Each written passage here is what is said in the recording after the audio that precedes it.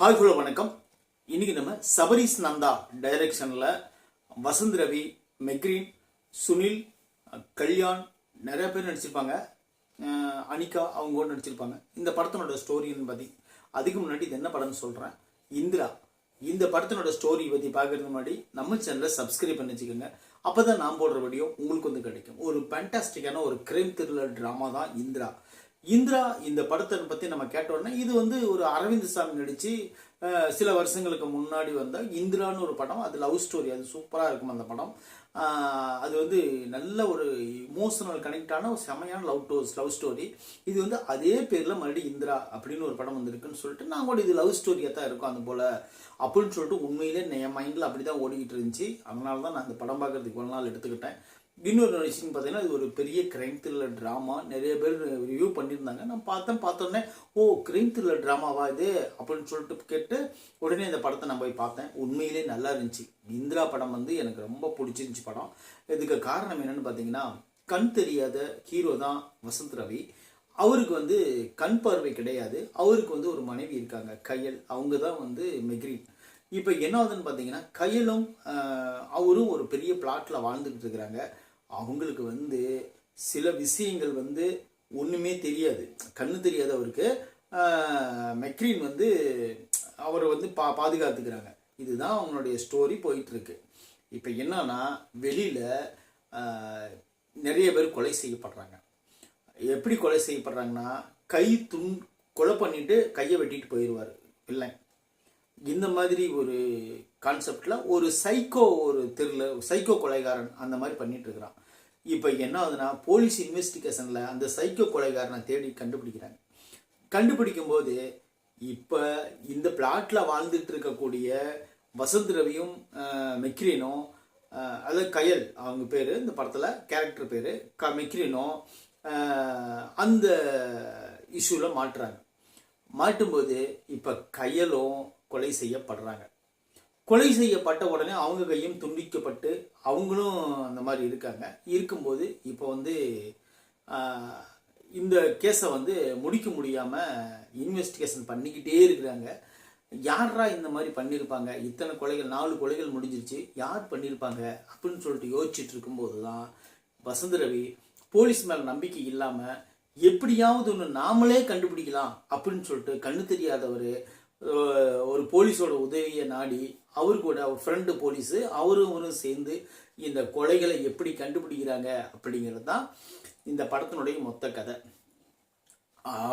ஒரு ட்விஸ்ட்டு, செமையான ட்விஸ்ட் இருந்துச்சு. உண்மையிலேயே நான் யோசிக்கவே இல்லை. அந்த ட்விஸ்ட் என்னன்னு பார்த்தீங்கன்னா, இந்த கொலைகளுக்கெல்லாம் இவர் தான் காரணம்னு ஓப்பனிங்கில் நம்ம சொல்லிடுறாங்க. ஏன்னு கேட்டிங்கன்னா, இது வந்து ஒரு கிரைம் த்ரில்லர் ட்ராமானா இப்போ நம்ம என்ன நினைப்போம், இப்போ கிரைம் த்ரில்லர் ட்ராமானா யார் கொலை செய்கிறாங்கன்னே கடைசி வரலும் தெரியாது.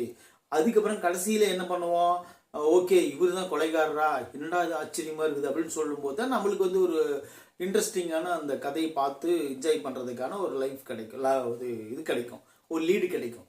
ஆனால் இந்த படத்தில் வந்து அப்படி கிடையாது.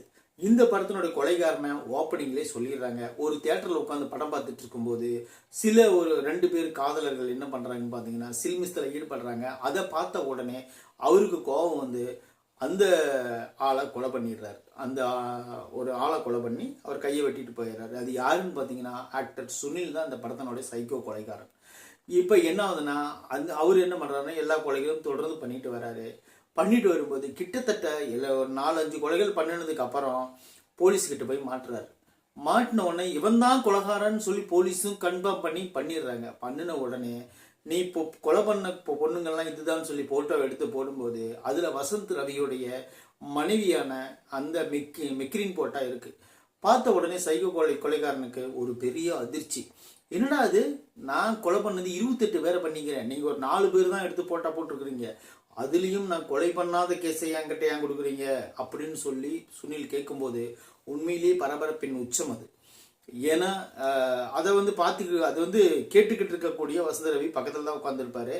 எல்லா பொண்களும் நான் தான் கொலை பண்ணேன், எல்லா ஆண்களையும் நான் தான் கொலை பண்ணேன், மொத்தம் 28 பேரை நான் கொலை பண்ணியிருக்கிறேன், ஆனால் குறிப்பிட்ட இந்த ஆளை நான் கொலை பண்ண கிடையாது, இந்த பெண்ணை வந்து நான் பார்த்ததே கிடையாது, இந்த பொண்ணு கேஸும் என் தலையில் நீங்கள் கட்டாதீங்க, நான் கொலை பண்ணியிருந்தேன்னா 28ன்னு சொல்கிறேன், 29ன்னு சொல்லிட போகிறேன், இது என்ன போய் பெரிய விஷயம் அப்படின்னு சொல்ல இதுக்கப்புறம் நடக்கக்கூடிய ஒரு ட்ராஜடி ட்ராமா தான், ஒரு கிரைம் த்ரில்லர் ட்ராமா தான் இந்த இந்திரா படத்தினுடைய கதை. உண்மையிலே சொல்கிறேன், வசந்த ரவிக்கு நல்ல ஒரு ஆக்டிங்கான படம் இது. அவருடைய படங்களை நீங்கள் தொடர்ந்து நீங்கள் பார்த்துருக்கலாம். ஜெயிலர் படத்தில் கூட அவருடைய கேரக்டர் சிறப்பாக சூப்பர் ஸ்டாரோட பண்ணியிருந்தார். அதுக்கு முன்னாடி கூட நிறையா படங்களில் வசந்த ரவினாவே ஒரு தனி முத்திரை பதிச்சிருப்பார். உண்மையிலே அவருடைய ஆக்டிங் எனக்கு ரொம்ப பிடிக்கும். அதுபோல் இந்த படத்துலையும் கூட நல்லாவே நடிச்சிருந்தார். அவர் கண்ணு தெரியாது இருக்கிறதும் சரி, அந்த குறிப்பிட்ட இடத்துக்கு போகணும் அப்படின்னா தன்னுடைய போலீஸ் உதவியை நாடி ஒவ்வொரு இடத்துலையும் போய் கண் தெரியாமலே அவர் இன்வெஸ்டிகேஷனில் ஈடுபடுற இடமும் சரி, உண்மையிலேயே நல்லா இருந்துச்சு. அதுபோல் இந்த படத்தில் சுனில் கேரக்டர் நம்மளை பார்த்த உடனே பதட்டத்தை ஏற்படுத்துகிற மாதிரி உண்மையிலேயே அந்த சீக்வன்ஸ் எல்லாம் எனக்கு ரொம்பவே பிடிச்சிருந்துச்சின்னு சொல்லலாம். அதில் எந்த மாதிரி மாற்று கருத்தும் கிடையாது. ஏன்னா சுனில் ஒரு ப்ராப்பரான ஒரு காமெடிக்கும் பண்ணுவார், அவர் வில்லத்தனமும் பண்ணுவார், திடீர்னு பார்த்தீங்கன்னா அவர் ஒரு எமோஷனலும் பண்ணுவார். அந்த மாதிரி ஒரு பன்முகம் படித்த ஹீரோ அண்டு குணச்சித்திர நடிகர் தான் சுனில். இந்த படத்தில் கொஞ்சம் இறங்கி உண்மையிலே எல்லாத்தையும் பயமுறுத்தி ஒரு சைக்கோ கொலைகாரனாகவே மாறி இருப்பார். அது உண்மையிலே நல்லா ரசிக்கும்படியாகவும் இருந்துச்சு. பார்க்கும்போது நம்மளுக்கு அந்த கேரக்டரை பார்த்தா பயம் வரக்கூடிய ஒரு கேரக்டராகவும் இருந்துச்சு. குறிப்பாக இவ்வளோ ஒரு சைக்கோ கொலைகாரன் 28 பேரை கொலை பண்ணிடுறான், ஒரு பெரிய ஆள் அப்படிங்கிறதெல்லாம் ஒரு பக்கம் இருக்கட்டும். ஆனால் அந்த டாஸ்மார்க்கில் 500 ரூபாய்க்கு சண்டை போடுவார் பாருங்க, அந்த சீனில் தான் உண்மையிலே ஒரு மக்கள் ஒரு நார்மலான ஒரு லைஃப் வாழக்கூடிய ஒரு மனிதனாக ஒரு சைக்கோ கொலைகாரன் சாதாரணமாக நம்ம பார்த்து கண்டுபிடிக்கலாம் முடியாது. ஒருத்தனை பார்த்த உடனே இவன் சைக்கோ கொலைகாரனா அப்படின்னா சைக்கோ கொலைகாரன் குழந்த மாதிரி கூட ட்ரீட் பண்ணுவான்.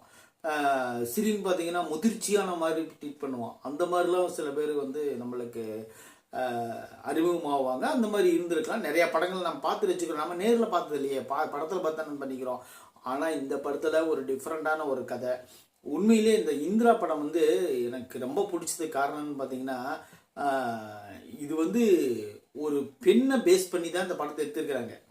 அது ஒரு பொண்ணு, அந்த பொண்ணுக்கு சில நடக்கக்கூடிய ஒரு இன்சென்ட்னா என்ன நினைக்கிறீங்க, ஒரு தவறான முடிவால் அந்த பொண்ணு இறந்துடுறாங்க. அது என்னன்னா இவருக்கு அது ஒரு டிசப்பாயிண்டாக போயிடுது. இந்த ஹீரோவும் சாதாரண ஆள் கிடையாது, வசந்த ரவியும் ஒரு சாதாரண ஒரு ஆள் கிடையாது. அவர் என்ன பண்ணுறாருன்னு பார்த்தீங்கன்னா, அவர் ஒரு இன்ஸ்பெக்டர், எக்ஸ் இன்ஸ்பெக்டர்.